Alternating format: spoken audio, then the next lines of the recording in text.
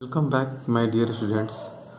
Continuing with the last topic, respiratory distress in neonates.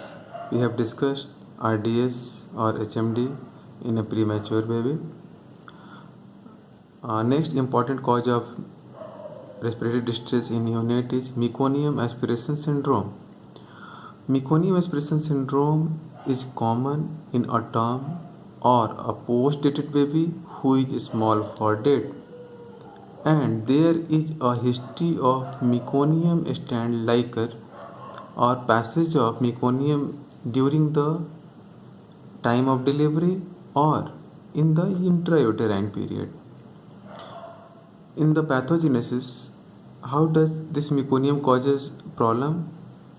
First, it can block the smaller and middle type of airways and can cause atelectasis and emphysema depending upon the nature of the blockade.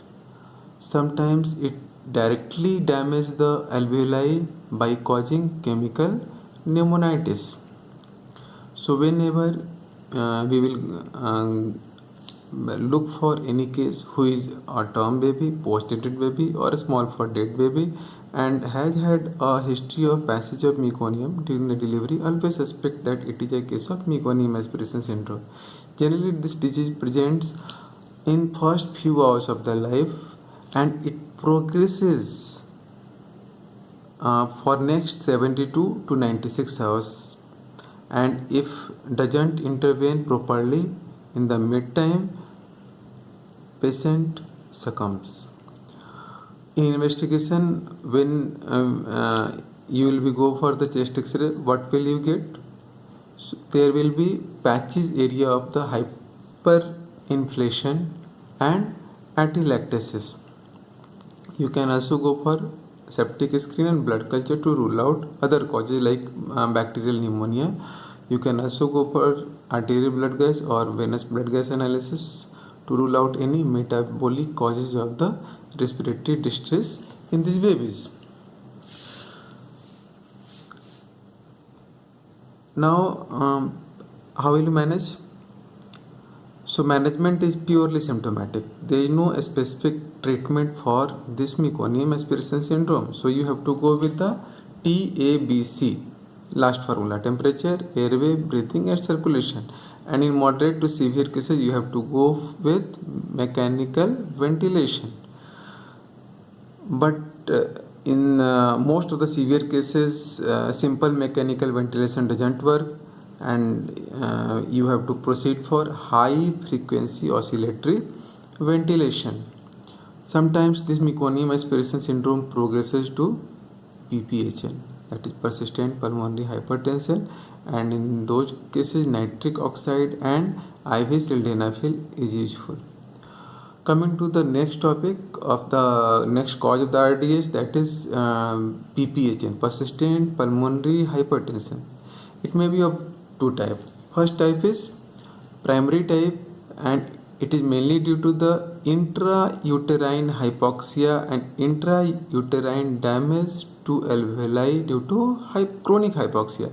Secondary causes are meconium aspiration syndrome, respiratory distress syndrome, perinatal asphyxia. Any cause which can cause persistent hypoxia, hypercarbia and metabolic acidosis can turn up into a case of PPHN.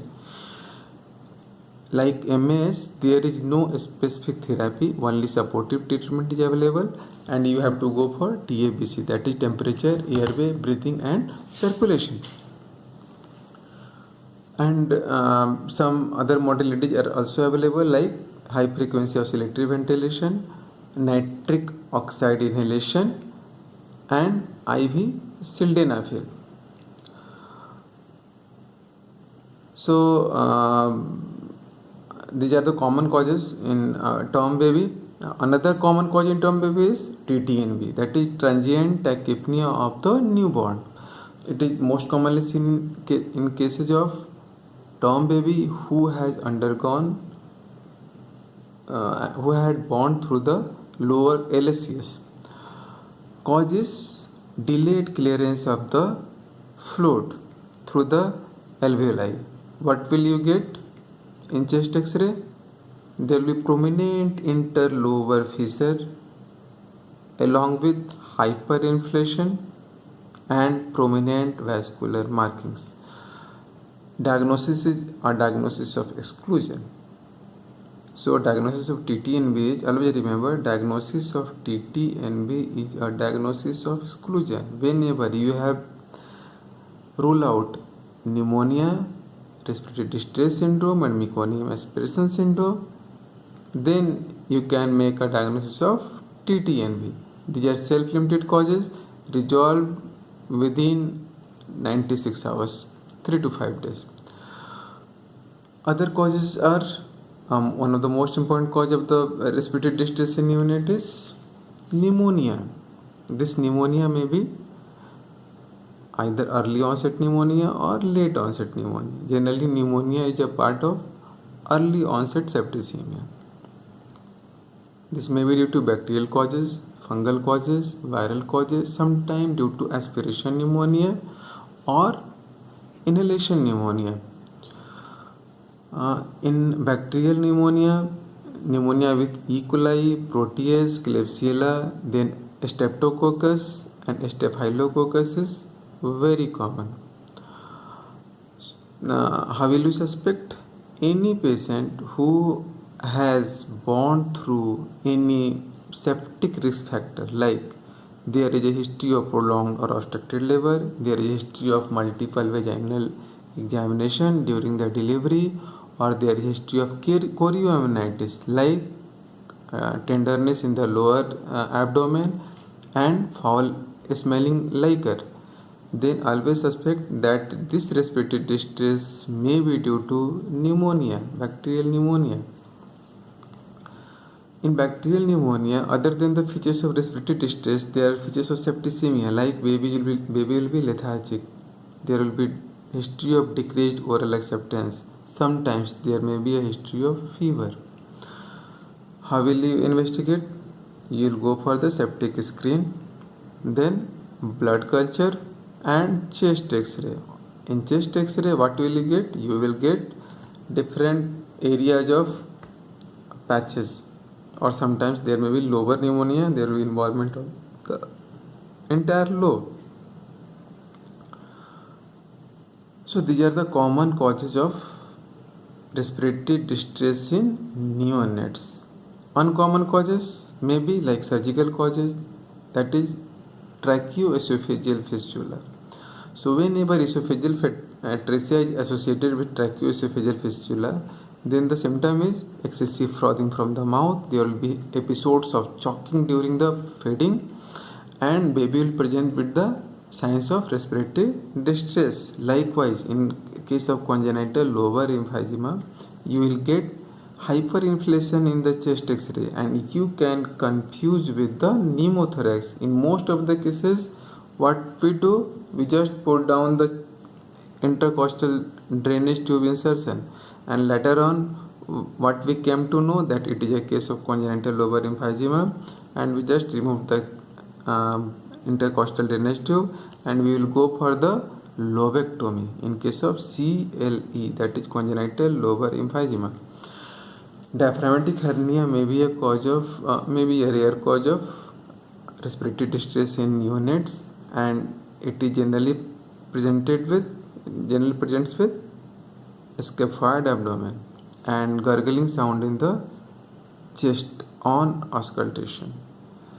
Other uncommon causes are associated with the non-respiratory causes like cardiac causes. In cardiac causes, acyanotic or congenital cyanotic heart disease can present as respiratory distress. Congestive heart failure can present. In these cases, there will be hepatomegaly and tachypnea. Retraction is lower. Any baby who is playful, active, alert, feeding moderately to adequately well, and only present with fast breathing since birth, always look for always rule out congenital heart diseases. In CNS, perinatal asphyxia is one of the very common cause, followed by intracranial hemorrhages, or sometimes meningitis and encephalitis can also cause respiratory distress syndrome.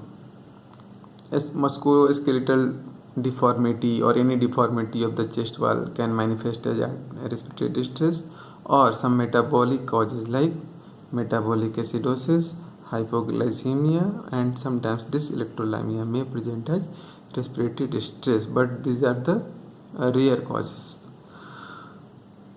So this is almost a summary of respiratory distress syndrome, and what I told in my last class, that go through the O.P. Ghai's textbook of pediatrics and Nelson textbook of pediatrics. Also go with your Matters online classes or whatever video you have, and or lecture or notes you have, and some students also go with the prep ladder. So it's okay, you can go with either Marrow or prep ladder or whatever classes you are doing, but book is book. You can't replace anything with the book, and basic concept is always necessary for cracking any competitive examination.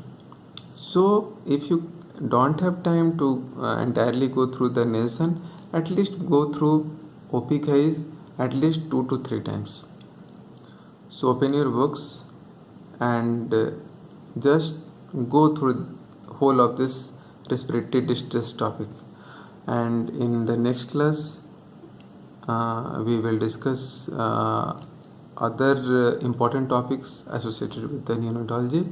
And whenever this lockdown will end and you will come for a lecture class proper, we will discuss resuscitation and examination of the newborn, because it requires face-to-face interaction. It's not possible to teach you resuscitation or clinical examination only on video. So thank you very much for watching and listening.